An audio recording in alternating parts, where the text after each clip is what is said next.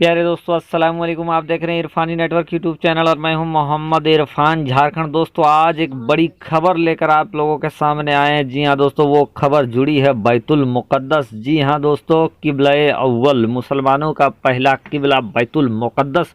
को लेकर एक बहुत बड़ी गंभीर खबर सामने आई है, जिसको जानकर यकीनन आप भी चौंक जाने वाले हैं।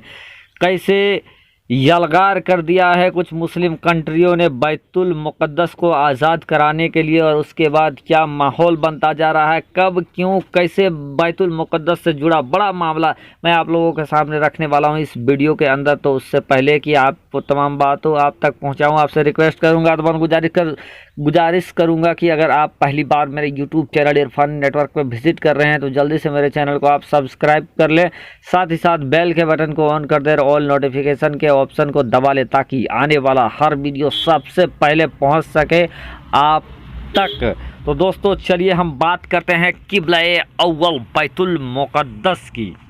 दोस्तों, जब भी बैतुल मुक़द्दस के बाद चर्चा छिड़ता है, मुसलमानों में एक कसक पैदा होता है और मुसलमान बैतुल मुक़द्दस की तरफ देखकर उनके अंदर में एक दर्द पैदा होता है। दर्द की वजह यह है कि बैतुल मुक़द्दस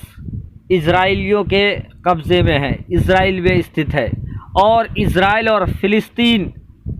का लगातार इस पर नोक झोंक जारी रहता है। हमेशा फ़िलिस्तीन और इजराइल के बीच बैतुल मुक़द्दस को लेकर, बैतुल मुक़द्दस के एरिया को आज़ाद करने के लेकर जंग बहस छिड़ा हुआ रहता है, और दुनिया में कई बार बैतुल मुक़द्दस को आज़ाद कराने की भी कोशिश हुई है, और बहुत सारी कोशिशें नाकाम भी हुई है। तो एक ऐसे भी अजीम योद्धा इस्लाम के हुए हैं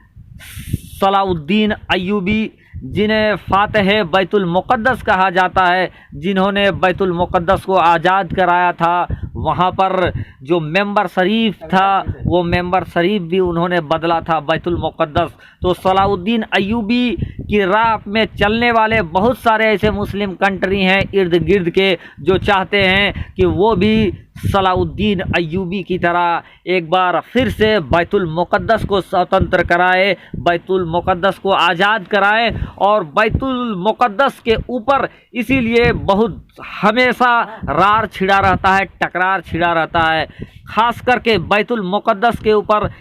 फ़िलिस्तीन, ईरान और तुर्की के शासक प्रशासक के जानिब से लगातार कोशिश होता रहा है कि बैतुल मुक़द्दस को हम आज़ाद कराएं। और इन्हीं मामलों में जो ताज़ा मामला, सनसनीखेज मामला जो सामने आया है, वो है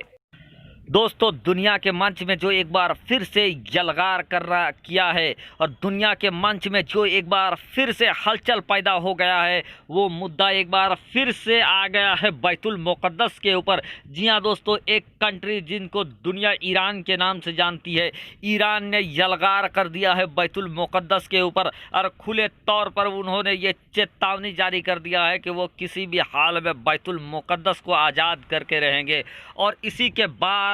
दोस्तों इजराइल के ऊपर एक भारी दबाव उत्पन्न हो गया है, चूँकि यूँ भी कई बार प्रयास किया है बैतुल मुक़द्दस को आज़ाद कराने के लिए मुस्लिम शासकों ने। और इस पर ऐसे वक्त पर जब दुनिया इस कोरोना काल में चल रही है, इसी काल के अंदर इजराइल के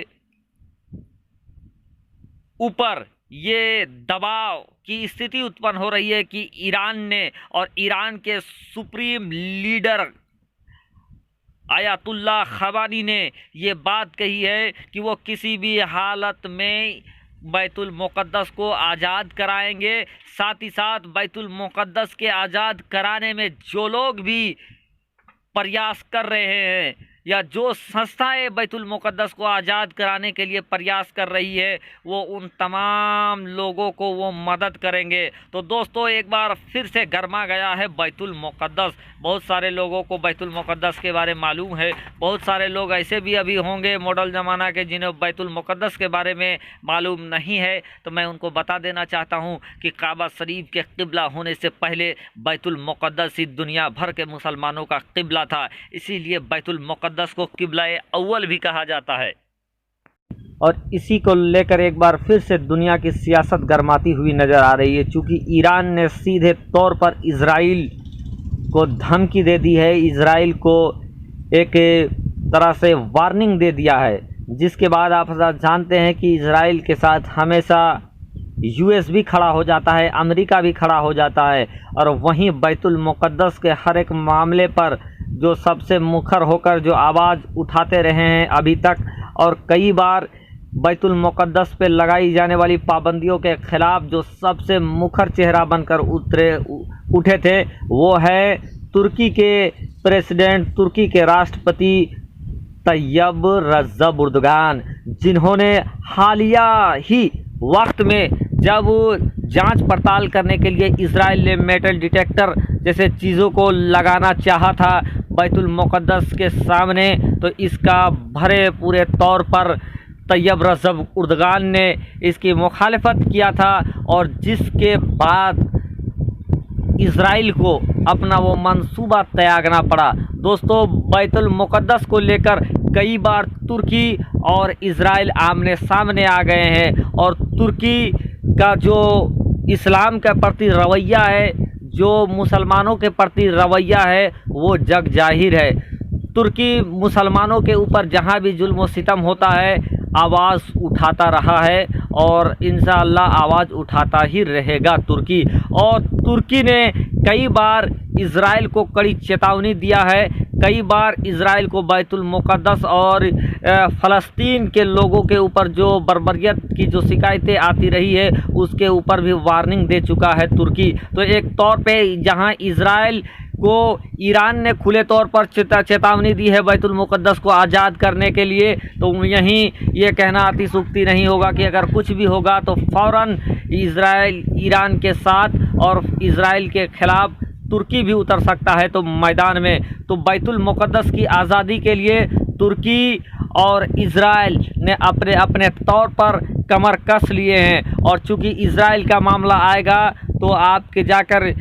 अमेरिका ट्रंप सरकार भी हरकत में आएगी। तो एक तरह से पूरे वर्ल्ड वाइड मामला गरमा गया है ईरान के प्रमुख नेता के बयान के बाद। दोस्तों, आप हज़रात जानते हैं कि दोनों ही और तीनों ही मुल्क अपने अपने इलाके में, अपने अपने एरिया में किस कदर पूरे दुनिया में विख्यात है। जहां इजराइल पूरे दुनिया में अपनी हाई डिफेंस सिक्योरिटी के लिए पूरे दुनिया में विख्यात है, जहां उनकी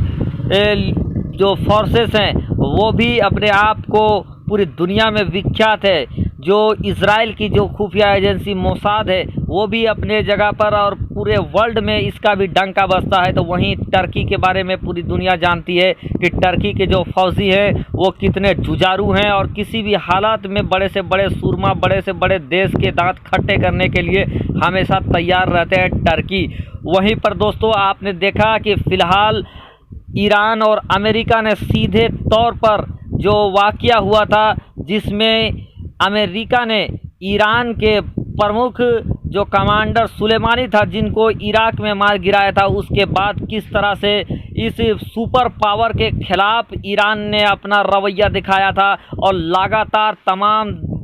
धमकियों के बावजूद ईरान ने अमेरिका के कैंप पर अटैक करके अपना मिसाइल पावर और अपना जज्बा भी दिखाया था दोस्तों। तो आप हज़रात समझ सकते हैं कि अगरचे कुछ बैतुल मुक़द्दस के ऊपर जो भी वार विवाद जो भी छिड़ेगा वो पूरे दुनिया को प्रभावित करेगा, चूँकि हर देश अपने अपने एरिया का शेर है और हर देश में वो जज्बा, वो जुनून है जिसका डंका पूरे दुनिया में बसता है।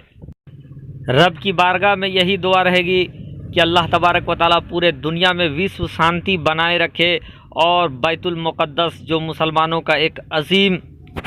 हिस्सा है, अल्लाह तबारक व तआला ये मुसलमानों के हिस्से में करे। और आप हजरात भी अगर चाहते हैं कि मुसलमानों के हिस्से में आ जाए फिर से बैतुल मुक़द्दस, मुसलमान काबिज़ हो जाए बैतुल मुक़द्दस पे, फिर से मुसलमानों को बैतुल मुक़द्दस पर फ़तह मिले और दुनिया में शांति बना रहे, तो आप भी रब की बारगाह में दुआ करें। अल्लाह तबारक व तआला प्यारे हबीब मोहम्मद मुस्तफ़ा सल्लल्लाहु ताला अलैहि वसल्लम के सदक़े तुफ़ैल फ़िलिस्तीन में शांति बनाए, फ़िलिस्तीन के लोगों को की हिफाजत करे, पूरे दुनिया में शांति और सुकून बनाए। और इस समय जो बला पूरे दुनिया में आया हुआ है, रब तबारक व तआला अपने हबीब के सदके इस बला को पूरी दुनिया से हटा दे और पूरे दुनिया और जो भी बीमार है उसे शिफा दे।